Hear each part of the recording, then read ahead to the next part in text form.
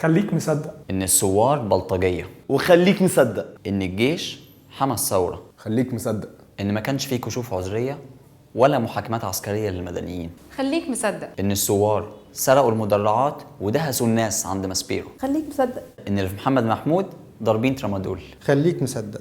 إن اللي في مجلس الوزراء قابضين. خليك مصدق. إن البرلمان أصدر قانون مضاجعة الموتى وزواج القاصرات. خليك مصدق إن العسكر هيسلموا السلطة للمدنيين. خليك مصدق. إن الشرطة في خدمة الشعب. وخليك مصدق إن قناع فانديتا هيحرق البلد. خليك مصدق. إن قناة السويس هتتباع والأهرامات اتباعت. خليك مصدق. إن البنزين كان بيروح غزة. خليك مصدق. إن المعتصمين في رابعة العدوية عندهم جرب. خليك مصدق. إن المختلف معاك في الرأي إرهابي.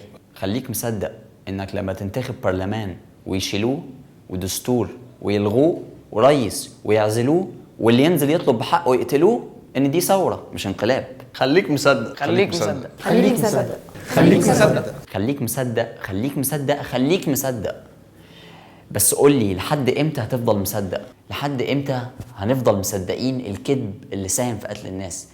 لحد امتى هفضل مصدق الكذب اللي ساهم في تضييع الحقوق؟ هو مش تطهير الاعلام كان مطلب ثوري؟ عشان كده عملنا حملة خليك مصدق عشان نوضح الحقائق للناس. تابعونا على صفحة خليك مصدق على الفيسبوك.